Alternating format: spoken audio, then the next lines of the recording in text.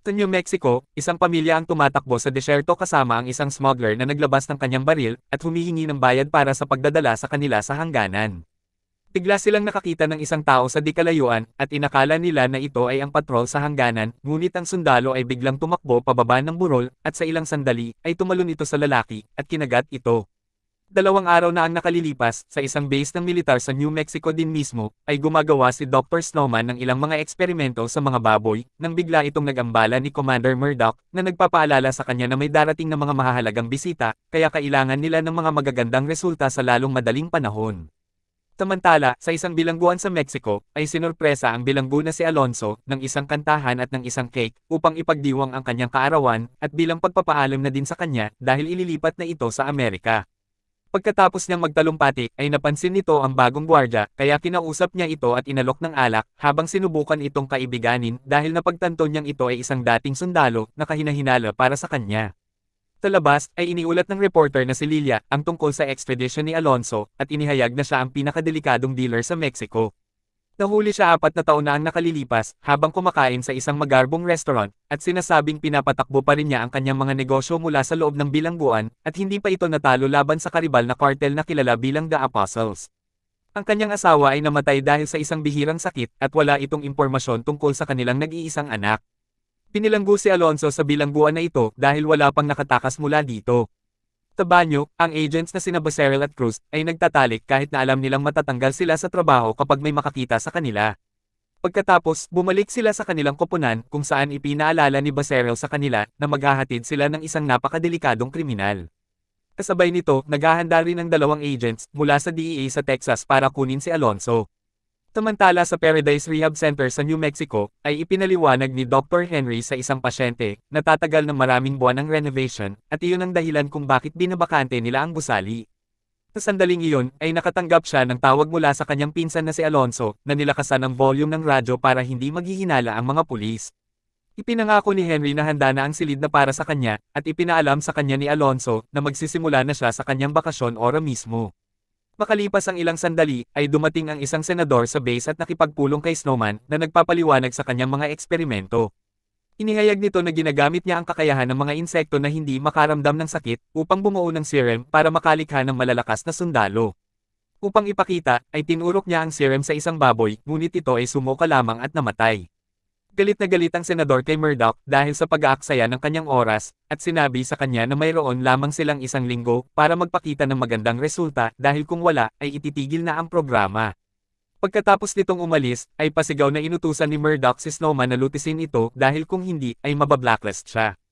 Maya-maya ay nag-inject na naman si Snowman ng serum sa isa pang baboy, ngunit namatay ulit ito. Iniisip ni Sergeant Valencia na ito ay buhay pa, ngunit kinuha ito ni Murdoch para itapon, pagkatapos ay inutusan siyang iligpit ang mga patay na baboy. Pagkatapos nitong umalis, ay dinampot ni Snowman ang isang baboy at inihiwalay ito sa iba, para turukan ulit ng pangalawang dose ng serum. Maya-maya sa gitna ng disyerto, ay inilabas ni Valencia ang lahat ng mga patay na baboy, ngunit nagulat ito nang matuklasang buhay pa pala ang isa, kaya pinakawalan niya ito. Sa isang banyo, si Lilia ay nagsusuot ng pang-disguise na may dalang kamera at laruang baril. Pagkatapos ay pumunta siya sa bilangguan, at habang naghihintay siya sa linya ng mga bisita, ay ipinasok niya ang laruang baril sa bag ng isa pang bisita, bago ito sumigaw na armado ang bisitang lalaki. Habang nagpanik ang lahat at nagsimulang kumilos ang mga pulis, ay nagnakaw siya ng visitor's pass at nakapasok sa loob na dala pa rin ang kamera. Tinundan ni Lilia ang iba pang mga babae patungo sa conjugal visitors area, at habang ang ibang gwardya sa bilangguan ay nakatanggap ng mensahe na nagsasabing oras na, ay pinatay ni Director Contreras ang mga security camera. Ang bagong gwardya ay pumasok sa selda ni Alonso at binaril ito sa kanyang kama, ngunit ito pala ay isa lamang bola. Inaasahan na ito ni Alonso, kaya inatake niya ito mula sa likuran. Isang labanan ang naganap at pagkatapos makipagpalitin ng ilang mga suntok, ay nadaig ni Alonso ang gwardya at pinatay niya ito gamit ang sarili nitong baril. Pagkatapos ay tumakas siya sa pamamagitan ng isang butas na nakatago sa ilalim ng palikuran, at nang dumating na ang mga agent sa selda, ay ang katawan lamang ng gwardya ang nadatnan nila. Inilabas ni Lilia ang kanyang kamera dahil ang layunin pala nito ay ang makapanayam si Alonso, ngunit sa halip ay nasaksihan nito kung paano itinaas ang alarma ng kulungan dahil may nakatakas na bilanggo. Sa ilalim ng lupa ay hinintay si Alonso sa isa sa kanyang mga tauhan at magkasama silang tumakas sakay ng mga motorsiklo. Sa disyerto, isang gutom na aso ang naliligaw, at lumapit sa isang patay na baboy upang kainin sana ito, ngunit bigla itong nabuhay. At sa sandaling iyon, ang lahat ng iba pang mga baboy ay lumalabas din na may mga kakaibang mukha, at marahas na inatake ang aso, upang kainin ito. Pagkatapos nilang kumain, ay nakaamoy na naman sila ng isa pang potensyal na biktima, kaya tumakbo ang mga ito sa isang drainage tunnel. Sa bilangguan, ay tinanong ni Becerril si Contreras tungkol sa bagong gwardya, ngunit nagkunwari itong walang alam. Pagkatapos ay napagtanto ni Becerril na ang banyo ay mukhang kahina-hinala dahil sa sobrang linas nito, at nang tinanggal niya ang kubeta ay natuklasan nito ang isang lihim na lagusan, kaya inihayag niya na sa kanya na ang kasong ito at inutusan si Contreras na huwag payagan ang sinuman na sumunod sa kanyang koponan. Ang lahat ng ito ay nakuhanan ni Lilia, ngunit nahuli siya ng mga gwardya at kinuha ang kamera. Nais siyang arestuhin ni Contreras, ngunit sinabihan niya ito na ilalagay siya sa balita at sa makatuwid ay malalaman ng publiko ang nangyayari, kaya binitawan nila ito. Habang sinimulan ni Becerril at ng kanyang koponan ang pagsiyasat sa tunnel, ay nalaman ng DEA ang tungkol sa pagtakas ni Alonso sa pamamagitan ng balita, at nagsimulang kumilos upang sumali sa paghahanap. Nang maglaon ay nakipagkita si Alonso sa kanyang gang, at sinasabi sa kanila na ang gwardyang nagtangka sa kanyang buhay, ay ipinadala ng mga apostles. Nakipagkita ito muli sa kanyang anak na si Lucas, na hindi masayang makita siya, at sa halip ay ipinaalala ng kanyang anak kung paano niya ito iniwan. Pagkatapos nilang maglagay ng mga pampasabog sa silid, ay umalis na sila, at nang dumating na ang koponan ni Becerril, ay wala na silang nadatnan. Habang tumitingin sila sa paligid, ay nag-activate ang mga bomba at sumabog ang silid, na agad na gumuho. Pagkalipas ng ilang sandali, ay nagising sila at sa kabutihang palad ay buhay ang lahat, kahit na may ilang mga pinsala ang katawan. Sa sandaling iyon, ay dumating ang mga baboy at tumalon sa mga agents, ngunit agad nila itong binaril. Samantala, ay naabutan pa rin sila ng mga baboy at kinagat ang mga sundalo. Ang kanilang mga katawan ay dahan-dahang namamatay, at nagsimulang nagbago katulad ng nangyari sa mga baboy. Sa lab, ay inihalo ni Snowman ang serum sa isang recreational powder at itinurok sa baboy, ngunit namamatay din ito tulad ng iba. Gayunpaman, pagkaalis ni Snowman sa silid, ay biglang nagising ang baboy at nagsimulang magwala. Inalog nito ang kulungan, hanggang sa mabuksan ang pinto, at ito ay tumakas. Pagkatapos ay tumalon ito sa loob ng iba pang mga kulungan, para patayin ang iba pang mga baboy. Bumalik si Snowman at sa sandaling makita niya ang pangyayari, ay nagmamadali itong dalhin si Murdoch upang ihayag ang kanyang tagumpay. Alam niyang kailangan niyang gumawa ng adjustment sa serum para mawala ang pagiging agresibo ng mga ito, at nag-utos siyang itapon ng mga baboy dahil alam niyang hindi pa ito patay. Sa labas ng bilangguan, patuloy pa ring inuulat ni Lilia ang tungkol sa pagtakas at nagpadala ito ng mensahe kay Alonso, na nagsasabing bukas siya sa pagdinig sa katotohanan tungkol sa kanya. Samantala, dumaan sina Alonso at hanggang sa isang lagusan, ngunit biglang nagalit si Lucas nang tumanggi ang kanyang ama na turuan siya kung paano gumamit ng baril. Sa kalaunan, ay narating nila ang hanay ng mga hagdanan, at lumabas sila sa isang butas na magdadala sa kanila sa isang rehab center sa loob ng Amerika, kung saan pinapayagan sila ni Henry na magtago. Sa katunayan, ay naghanda pa ito ng kwarto para kay Lucas, ngunit hindi ito masaya dahil masyadong pambata ang kwarto para sa kanya, at ayaw din ito sa lugar kung nasaan sila, kasama ang isang grupo ng matatandang lalaki. Gusto niyang bumalik sa dati niyang paaralan at makipaglaro sa kanyang mga kaibigan. Makalipas ang ilang sandali, ay nabuhay muli ang mga patay na sundalo sa tunnel, ngunit naging zombie na ang mga ito. May kakayahan pa itong bumigkas ng ilang mga salita, kaya inulit-ulit nilang bigkasin ang pangalan ni Alonso, habang naghuhukay sila palabas ng lagusan at nagsimulang tumakbo sa desyerto upang hanapin si Alonso. Nang marating na nila ang hangganan, ay ginamit ng isang zombie ang kanyang kakaibang lakas, upang buksan ang bakod na gawa sa metal bar at magpatuloy. Nakakita sila ng isang ahas sa daanan, ngunit pinatay lang nila ito at kinain. Sa di kalayuan, ay dumating sina Snowman at Valencia upang hanapin ang mga baboy at ang katawan ng aso. Sa sandaling iyon, ay may umuungol na baboy na lumabas mula sa lagusan, na duguan ang mukha. Gusto itong barilin ni Valencia, ngunit pinigilan siya ni Snowman. Dahan-dahan silang lumapit sa hayop, ngunit bigla itong tumalon para umatake, buti na lang nasalo ito ni Valencia. Kinagabihan, ang kalihim ng estado ay nakikipag-usap sa press at tinanong ito ni Lilia tungkol kay Alonso kung may kasabwat ba ito sa loob upang makatakas. Kung ito ay totoo, ang kalihim ay nangangako na may kahihinatnan ang mga taong ito. Nakita ito ni Contreras sa TV at ito ay kinabahan.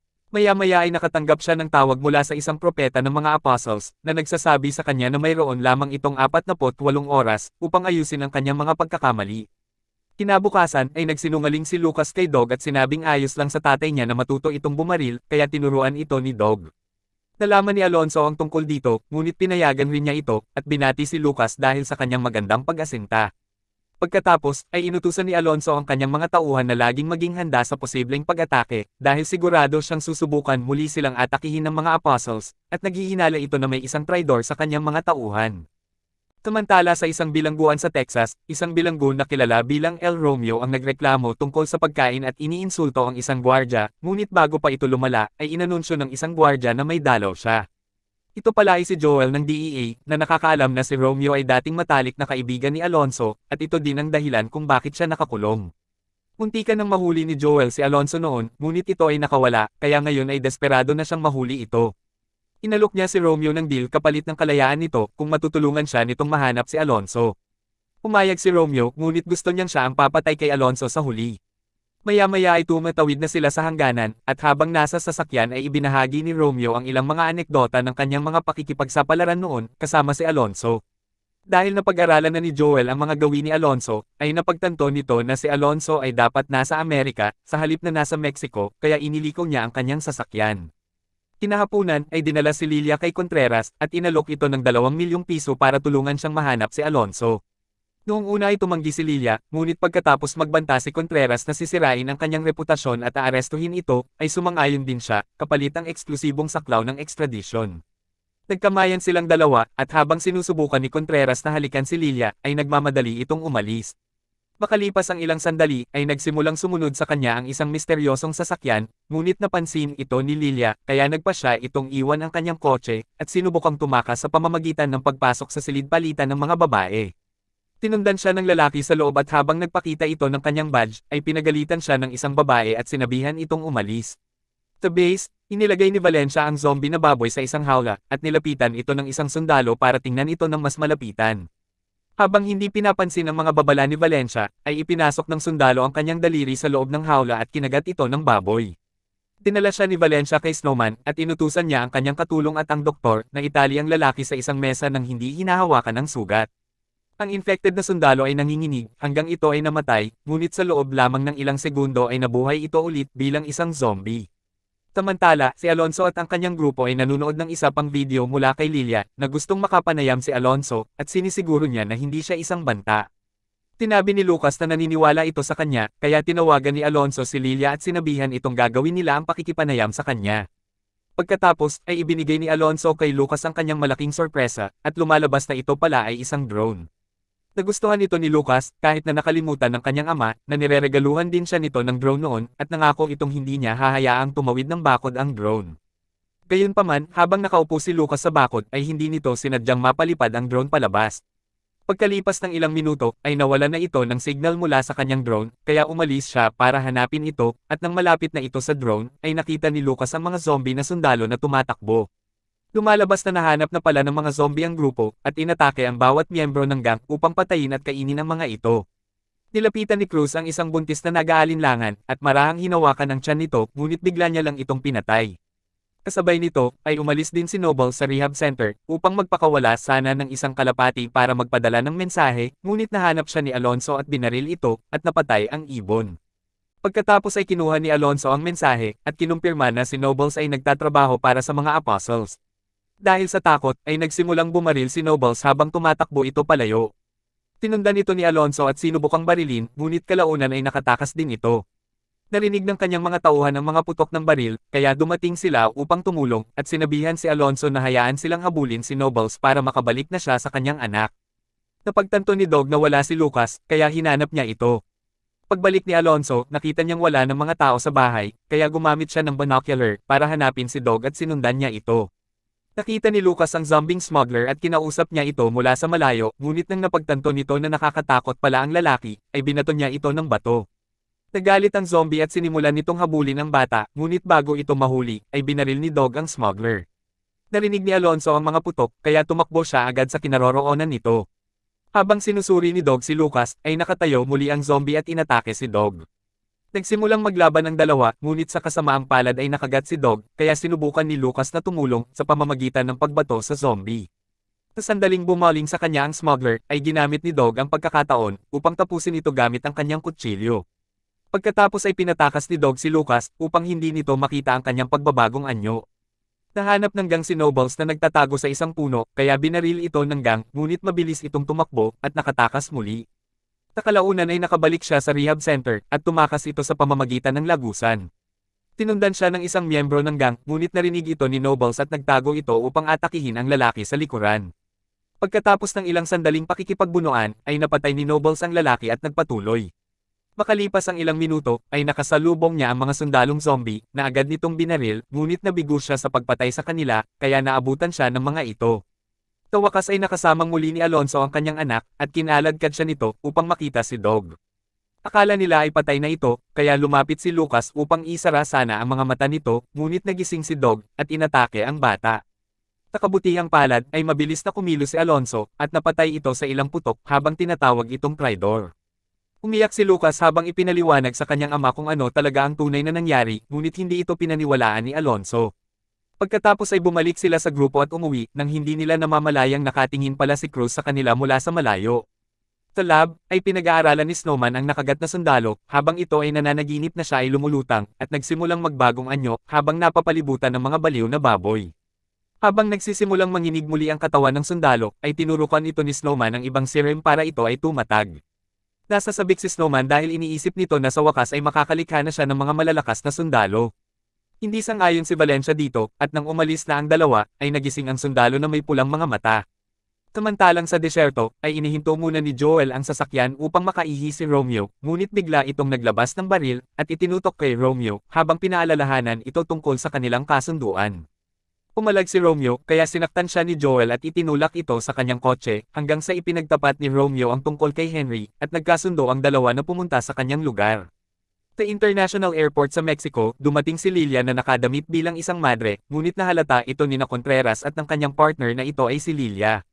Nang nag-iisa na siya, ay dinukot ito ni Contreras, at binantaan na huwag pumalag, o papatayin siya, habang minomolestya niya ito. Pagkatapos itong pakawalan, ay sinabi ni Lilia sa mga gwardya, na may lalaking nambabastos sa kanya, kaya hinuli ng mga gwardya si Contreras, habang nagmamasid lang ang kasama nito.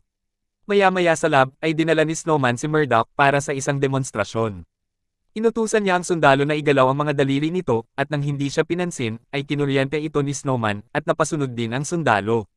Pagkatapos ay gusto ni Snowman na ipakita ang lakas ng sundalo, kaya binigyan niya ito ng isang bola ng tennis upang ito ay wasakin.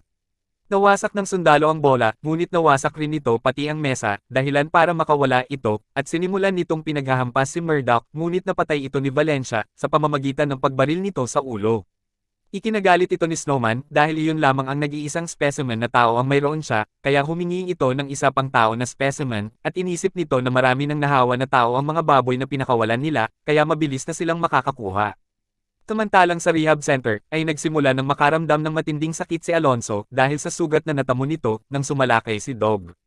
Habang ginamot ng kanyang mga tauhan ng sugat, ay iginuhit ni Lucas ang isang zombie na sumalakay kay Dog, at ipinaliwanag nito na nakita niya ang marami pang mga halimaw mula sa kamera ng kanyang drone. Inutusan ni Alonso ang kanyang mga tauhan na umalis para hulihin ang mga halimaw na nakita ni Lucas dahil iniisip nito na baka sila ay mga espiya.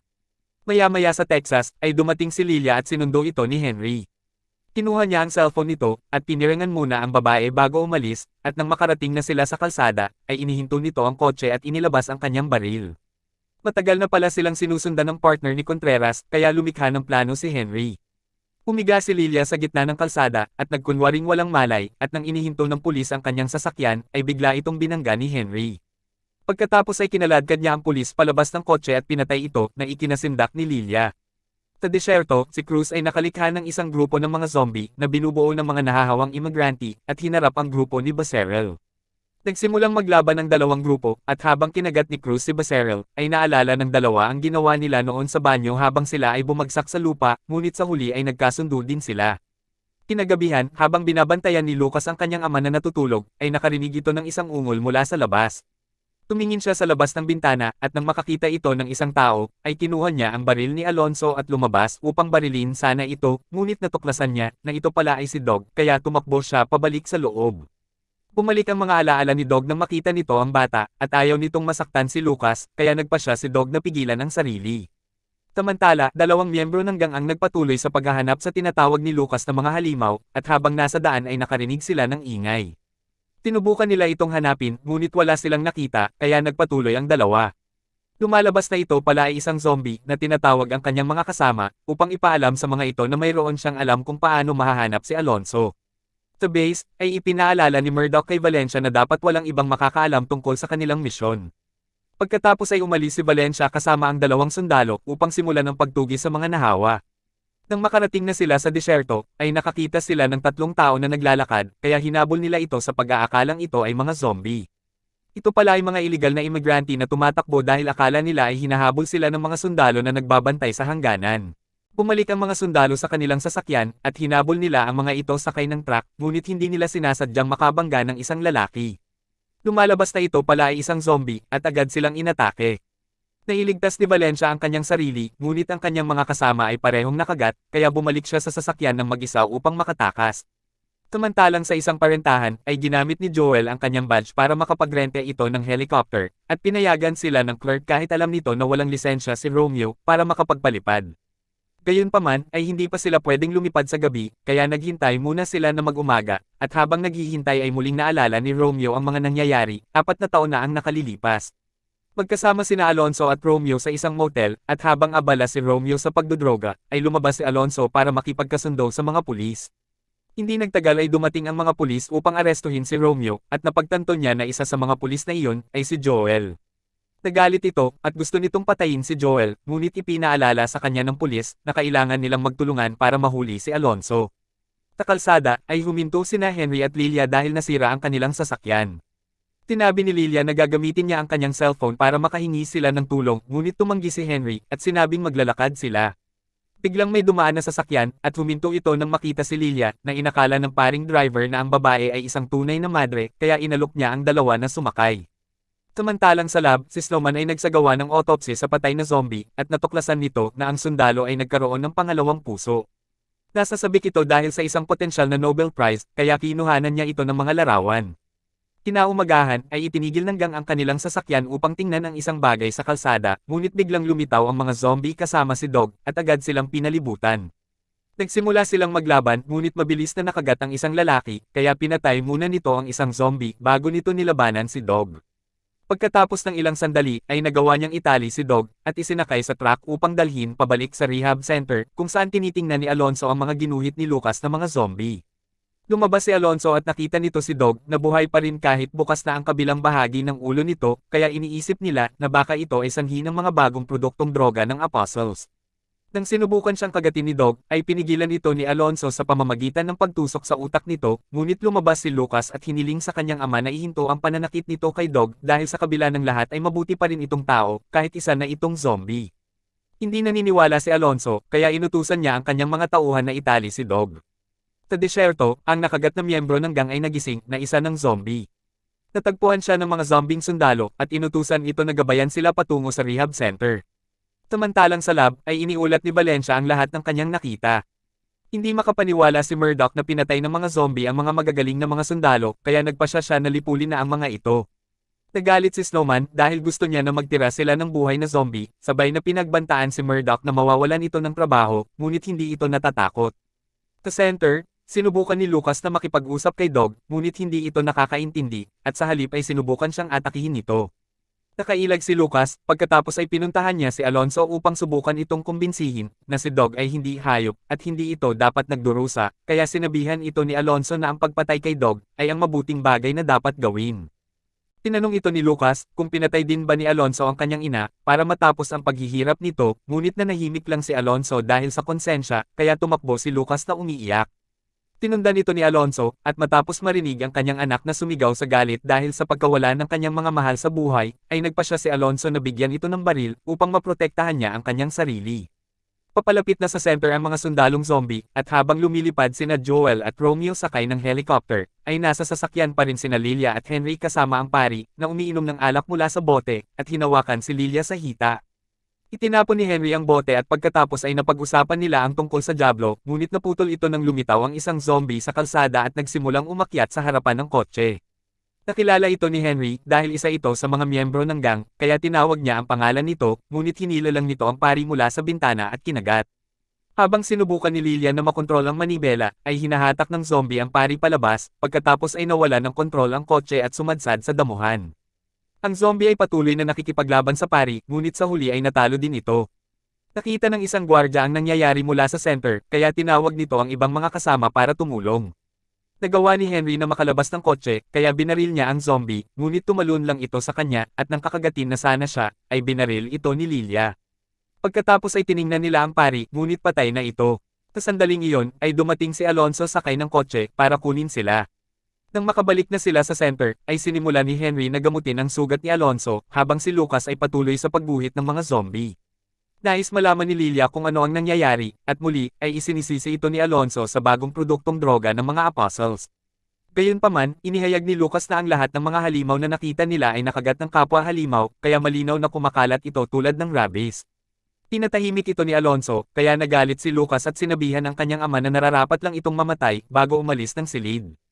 Samantala, dumating sina Snowman, Murdoch, at ang kanyang pangkat sa desyerto upang hanapin ang bangkay ng isa sa mga sundalong nawala ni Valencia noong nakaraang gabi. Lumalabas na namatay pala ito dahil sa ligaw na bala, at hindi dahil nakagat, kaya walang silbi ang katawan nito, para kay Snowman. Tinuyod ng mga sundalo ang lugar, at nakita nila ang isang abandonadong sasakyan sa malapit, kaya pinuntahan nila ito. Pabalik kay Lucas, kinuha niya ang dalawang lumang walkie-talkie mula sa kanyang kwarto, at pumunta kay Dog para ibigay ito. Ipinaalala ni Lucas kung paano siya nakikipaglaro sa kanya noon gamit ang walkie-talkie. Kinuha ito ni Dog, at biglang bumabalik ang mga alaala nito habang pinulot niya ang walkie-talkie. Ngunit bigla lang nitong sinira ang laruan, at sinubukang pumigla sa kadena. Nagawa nitong makawala, kaya napilitan si Lucas na barilin ito. Narinig ni Alonso ang putok, kaya nagmamadali itong pinuntahan ng kanyang anak at pinakalma ito. Ilang saglit pa, ay naantala silang lahat sa pagdating ng helicopter. Nang malapit na silang lumapag, ay nakita ng dalawa si Becerril, na pumulot ng isang malaking bato na inihagis sa helicopter, dahilan para bumagsak ito. Pagkatapos ay umungol ang mga zombie sa kalangitan tulad ng mga lobo, at nagsimulang tumakbo patungo sa center, sa ilalim ng pamumuno ni Becerril, na siyang utak sa isang madiskarteng pag-atake sa grupo ni Alonso. Habang tumatalo ng mga zombie sa bakod, ay lumabas ang mga miyembro ng gang at nagsimulang magpaputok, ngunit nahihirapan silang patamaan ang mga ito. Napansin ng grupo ni Murdoch ang usok na nagmumula sa bumagsak na helicopter at ang mga putok ng baril, kaya nagsimulang tumungo ang koponan sa center. Nakabutihang palad ay nakaligtas sina Romeo at Joel mula sa bumagsak na helicopter, ngunit paglabas nila ay nakasalubong nila ang tatlong zombie, kaya agad nila itong binaril. Mabilis nilang napatay ang pari at sundalo, ngunit nakatakas ang isa na dating miyembro ng gang. Naiwasan ng isang zombie ang mga gwardya, at nagawa nitong makapasok sa bahay, kaya tumakbo sina Henry, Alonso, Lilia, at Lucas upang magtago sa isang silid. Inilabas ni Lilia ang kanyang pangalawang nakatagong cellphone at nagsimulang mag-record, habang sinusuri ng zombie na sundalo ang silid ni Lucas. Habang nakatago sa likod ng koleksyon ng mga teddy bear si Alonso, ay sinubukan nitong barilin ang zombie. Sa kasamaang palad, ay nakita siya nito, kaya hinila siya palabas, at idiniin sa dingding. Nagawa ni Alonso na makawala sa pamamagitan ng pagbaril nito, at pagkatapos ay nabangga nila ang salaming bintana na nagdala sa kanila sa labas. Lumabas si Lucas sa kanyang pinagtataguan, at binaril ang zombie sa likuran. Nang hinabol ito ng isa pang zombie, ay wala itong ibang magawa kundi ang tumakbo at iwan ang kanyang ama.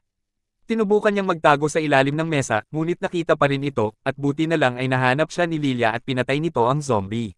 Pagkatapos ay tiningnan ni Lucas ang katawan ng zombie, at napagtanto nito na meron itong dalawang puso, tulad ng mga insekto, kaya kinuhanan ito ni Lilia ng ilang mga larawan. Sa pagkakataong iyon ay nahanap sila ni Alonso, at pinagalitan nito si Lilia dahil sa pagkuha nito ng video, pagkatapos ay sabay silang umalis. Sa labas, ay nakikipaglaban si Henry sa isang zombie, at pagkatapos nilang maghabulan, ay binuhusan niya ito ng gas at sinunog. Hinampas niya ito ng upuan, dahilan upang tumilapon ito at mahulog. Ang zombie na si Nobles ay lumalaban sa kanyang dating mga kaibigan, habang ang mga alaala nito ay patuloy na bumabagabag sa kanya, ngunit patuloy pa rin ito sa pagpatay. Tina Cruz at Becerril ay magkasamang nakikipaglaban na para bang sila ay masayang mag-asawa, at pagkatapos ay pumasok din ang isa pang sundalong zombie sa loob ng bahay, at nilabanan ng isang miyembro ng gang na naghagis muna ng granada bago magtago sa banyo. Itinapon lang palabas ng zombie ang granada, at nang sundan na sana nito ang lalaki, ay tinawag ito ni Becerril, kaya umalis na lang ito at hinayaan ang lalaki. Tinubukan ni Alonso, Lilia, at Lucas na tumakas sa likurang pinto, ngunit nakita na naman sila ng isa pang zombie. Pumalya ang baril ni Alonso, dahilan para maabutan ito ng zombie, ngunit dahil sa maayos na pagbaril ni Lilia, ay nabigyan ng pagkakataon si Alonso na patayin ang zombie. Tiningnan ni Lucas ang tama ng bala sa bibig nito, at natukoy na ang kanilang kahinaan, ay ang cerebellum, na parte ng utak na malapit sa lalamunan, at hindi ang utak mismo. Bumalik ang tatlo sa loob, at hindi nagtagal ay pumasok din sa bahay sina Joel at Romeo, at nagpa siya ang dalawa na maghiwalay sa paghahanap kay Alonso. Hindi pinansin ni Joel ang katawan ng isang zombie, at sa halip ay nagnakaw ito ng isang bote ng alak, pagkatapos ay bigla niyang narinig sina Alonso at ang iba pa, kaya agad itong pumasok sa silid. Inilabas ni Alonso ang kanyang baril upang barilin sana ito, ngunit napigilan siya, nang tumakbo si Lucas para yakapin si Romeo, at bago pa man sila makapagsalita ay pumasok din si Joel, ngunit may lumitaw na zombie sa likuran nito. Pinaril nila itong lahat at tinapos ang zombie sa ilang sandali lamang, ngunit pagkatapos ay nagkatutukan ito ng kanilang mga baril, at sa huli ay nagkasundo din sila na magkampihan muna sa ngayon. Habang patuloy silang pinaghahanap ni Becerril at Cruz, ay dumating sina Murdoch na binangga ang harapang gate, at nagsimulang umabante ang mga sundalo patungo sa center, kasama si Snowman na nagpapaalala sa kanila na kailangan niya ng isang buhay na zombie. Isang sundalong zombie ang nagpakita, ngunit hindi nito pinansin ang kanilang mga babala, kaya binaril ito ni Valencia at ng kanyang koponan, at binaliwala ang mga protesta ni Snowman. Pagkatapos ay gumamit si Murdoch ng megaphone upang subukang makipag-usap sa mga tao sa loob, dahilan upang matigilan sina Becerril at Cruz na itatapon na sana ang pampausok na granada sa kwarto. Sa loob, sumali sina Henry at ang natitirang miyembro ng gang sa grupo ni Alonso. Ang isang lalaki ay umamin na siya ang espiya na ipinadala ng mga apostles, kaya nagpasya si Alonso na hindi ito papatayin dahil ang iwan itong buhay upang ipakain sa mga zombie ay ang mas malalang parusa.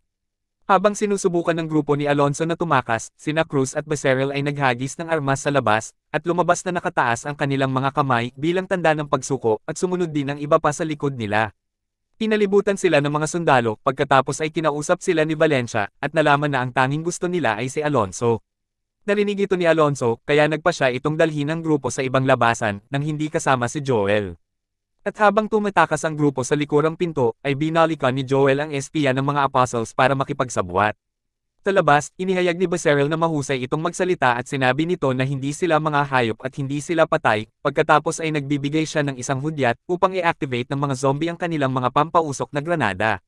Nagsimulang bumaril ang mga sundalo kahit wala itong nakikita, habang pinaalalahanan ang mga ito ni Snowman na huwag saktan ang mga zombie, ngunit hindi nila alam na tumatakbo na pala ang mga ito palayo. Sa kabilang dako ay dinala ni Alonso ang kanyang grupo sa isang guard post, kung saan natuklasan nito na may isa pa palang natitirang miyembro ng gang, at sabay nilang binuksan ang lagusan upang makatakas. Bumaba ang buong grupo, at ang panghuli ay si Alonso, na naabutan ng isang zombie, at nakagat ito sa braso. Pinaril ito ni Alonso para makawala, tsaka bumaba at isinara ang takip ng lagusan. Inilihim niya sa iba na nakagat siya, at pagkatapos ay nagmamadaling bumalik sa Mexico ang grupo, ngunit hindi nila alam na may mga zombing baboy pala sa lagusan, na naghihintay sa kanila. At doon nagtatapos ang unang kabanata ng kwento. Huwag mong kalimutang mag-subscribe at i-click ang notification bell button para updated ka sa mga bago kong uploads. Maraming salamat!